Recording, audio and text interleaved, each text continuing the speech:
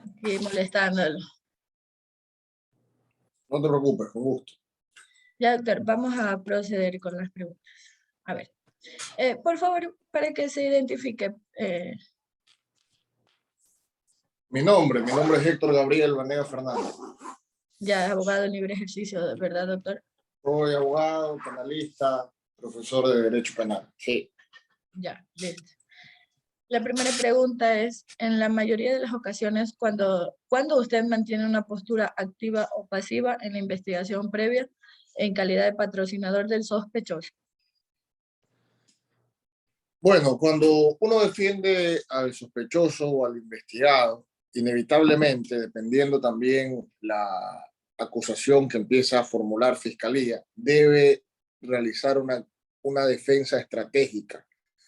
Y esto representa, dependiendo a la complejidad del caso y a los elementos que Fiscalía ha abordado mediante su investigación, tener una participación muy activa, es decir, incorporar muchos elementos que desestimen absolutamente la fundamentación de la denuncia, la noticia criminis, o muy pasiva. ¿En qué caso? Cuando simplemente no hay impulso por parte del denunciante de Fiscalía, no hay cómo contrastar ni uno solo de los argumentos establecidos en la denuncia o en la noticia crímenes en general, y por lo tanto la defensa tampoco puede darle haciendo, por decirlo de un modo coloquial, el trabajo a la Fiscalía. Entonces, te diría que la respuesta es depende del caso concreto, porque habrá casos donde inevitablemente tendrás que justificar, por ejemplo, una defraudación tributaria, por ejemplo, un enriquecimiento ilícito, un enriquecimiento privado no justificado. La carga de la probática se transfiere directamente al sospechoso. Entonces te toca justificar, te toca demostrar que la acusación es burda, que no tiene sentido, etcétera, etcétera. Entonces, en este tipo de casos, inevitablemente tienes que tener una participación activa. En otros casos, donde no hay impulso por parte de Fiscalía, donde no hay impulso por parte del denunciante, pues obviamente se mantiene una postura mucho más relajada. Ya, doctor, la segunda pregunta. ¿Usted creería que aplicando una defensa técnica activa durante la fase preprocesal se evitaría la apertura de un proceso penal? Inevitablemente, inevitablemente. Es decir, aun cuando la etapa de investigación previa no sea una etapa procesal, sino preprocesal, es muy importante manejar bien desde el inicio la fundamentación de la defensa. ¿Por qué? Porque el día de mañana, si es que eventualmente se realiza una formulación de cargos, el tiempo para demostrar a la final va a ser muy corto, serán solo 90 días en un proceso ordinario de instrucción fiscal. Entonces se requiere inevitablemente formular una buena defensa, una buena estrategia desde el comienzo, desestimar los elementos que en este momento no son más que indicios, que empieza a evacuar Fiscalía mediante su investigación, absolutamente. Doctor, ¿y las solicitudes de archivo que realiza la Fiscalía, usted cree que sí se refleja el tema de si que hay una defensa técnica activa? ¿En la mayoría de casos termina en archivo o no? Bueno, las causales para archivar son varias, ¿no? La primera podría ser simplemente que Fiscalía ha encontrado que los hechos denunciados no son delito, no constituyen delito, o que lo que se ha denunciado se ha esclarecido mediante el ejercicio de la defensa técnica, en este caso del sospechoso. Le pongo un ejemplo, ¿no? Usted me denuncia a mí de haberla estafado con $15,000 y yo me defiendo y digo, no, yo no la estafé con $15,000. Usted y yo firmamos un contrato con una cuantía de $15,000 y yo es verdad no he podido pagarlo, pero porque surgieron causas supervinientes, etcétera. Entonces ahí no hay una estafa, hay un cumplimiento contractual. Entonces, a la final, no todo lo que se pone en conocimiento de Fiscalía, que se pone en conocimiento mucho porque la primera reacción que tiene la gente ante cualquier acto antijurídico, por decirlo de algún modo, pero no necesariamente lesivo, penalmente relevante, es denunciemos ante Fiscalía la vía penal. Entonces, obviamente habrá casos que terminarán en el archivo, en el olvido. ¿Influye el ejercicio de la defensa técnica? Por supuesto, porque estos mismos casos, que al final no tienen ningún asidero jurídico en el ámbito penal, manejados erróneamente, sin la técnica necesaria para llegar a una defensa, pueden terminar en acusaciones sin fundamento, injustas, pero también depende del ejercicio de la defensa. Ya, la siguiente pregunta. Doctor, ¿usted considera que debería haber una reforma en torno a la formulación de cargos, que ésta se realice por medio de providencia judicial, sin audiencia, en razón de que la defensa no puede oponerse a esta formulación de cargos y siendo esta audiencia un mero trámite en algunas ocasiones, dilata incluso el proceso penal?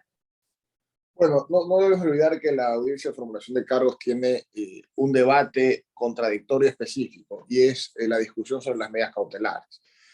Yo creo que si es que se sustrae la etapa oral, que de algún modo u otro deformaría el procedimiento penal ecuatoriano, que es netamente oral la discusión, si es que eso ocurriese, no habría ejercicio de contradicción en cuanto a las medidas cautelares y el fiscal o el juez podría únicamente dictar las medidas que le parezcan convenientes sin poder analizar la postura de la contraparte. Entonces, desde mi punto de vista sería un error. Quizá le cambiaría el nombre y sería nada más formalidad de cargos, porque es cierto, en la primera parte de la audiencia de formulación de cargos, Fiscalía tiene el monopolio de la acción penal pública, únicamente fundamenta su formulación y la defensa no puede oponerse en cuanto a la formulación. Pero en la segunda parte, en cuanto a las medidas cautelares, sí que hay un debate contradictorio, sí que la defensa puede oponerse y sí que el juez puede valorar en base a este debate. En la primera parte, entonces, hablaríamos de una vulneración al principio de contradicción.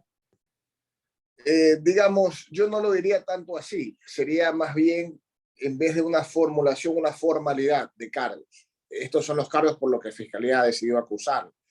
Eso no significa que yo ya estoy sentenciado, porque tengo todo el proceso penal para desestimar los cargos que me ha iuncado Fiscalía.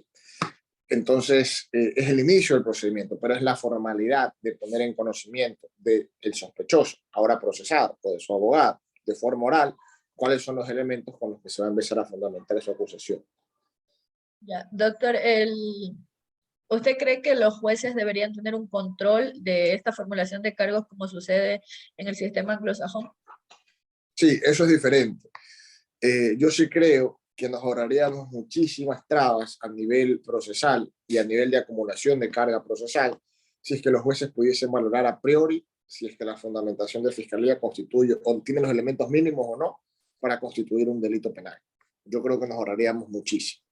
En efecto, sí podría haber un control previo, que en teoría en el sistema occidental procesal, y esto viene pues desde las reformas que han surgido en Hispanoamérica, Argentina, etcétera, la etapa intermedia tiene ese rol. El juez de instrucción tiene ese rol de controlar lo que ha pasado en la instrucción. Y en teoría, porque eso también es legal, está en la norma, debería ser el filtro para que no todo pase a juicio. Lamentablemente, muchas veces, y aquí sí veo un problema estructural en el ordenamiento jurídico ecuatoriano, esta etapa, que para mí es la más fundamental del proceso penal, la etapa intermedia, termina siendo esa sí una mera formalidad y los jueces no cumplen el rol que deben cumplir en esta etapa. Ahora sí puedo valorar la acusación de Fiscalía y puedo decir no hay fundamento suficiente, esto no va a juicio. Procesalmente la carga disminuiría drásticamente. Fue la idea del legislador cuando realizó la reforma, pero en la práctica lamentablemente no se cumple. Y como última pregunta, ¿qué opinión tiene del derecho de repetición para los funcionarios públicos que por su mal actuar, omisión o negligencia han vulnerado el debido proceso? Bueno, mira, el proceso penal genera mucho sufrimiento a los procesados, sobre todo, a su familia, genera mucho dolor, mucho desgaste en lo económico, en lo fisionómico, en lo psicológico. El proceso penal puede destruirte la vida. Entonces, y te lo digo por experiencia, muchas de las veces los procesos penales son profundamente injustos y se inician sin ninguna base, sin ningún sustento probatorio, técnico suficiente.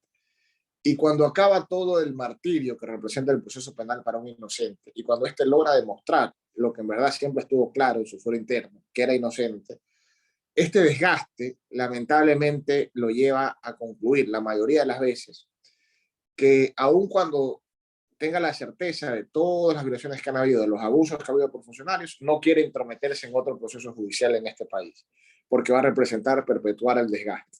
Es una alternativa legal, podría hacerlo cualquier persona que injustamente le han iniciado un proceso. El Estado debería repetir contra todos los fiscales, contra todos los jueces que dictan órdenes de allanamiento sin ningún fundamento, sin ningún sustento, que procesan, que meten presas a personas que son inocentes. Hay una responsabilidad objetiva del Estado, está carísima la fundamentación legal. Pero te digo, muchas de las veces se omite este procedimiento básicamente por el desgaste que genera el proceso. Listo, doctor, eso sería toda la entrevista. Le agradezco mucho. Ya con usted estamos concluyendo ya las entrevistas. Perfecto, muchísimas gracias a usted, mucha suerte.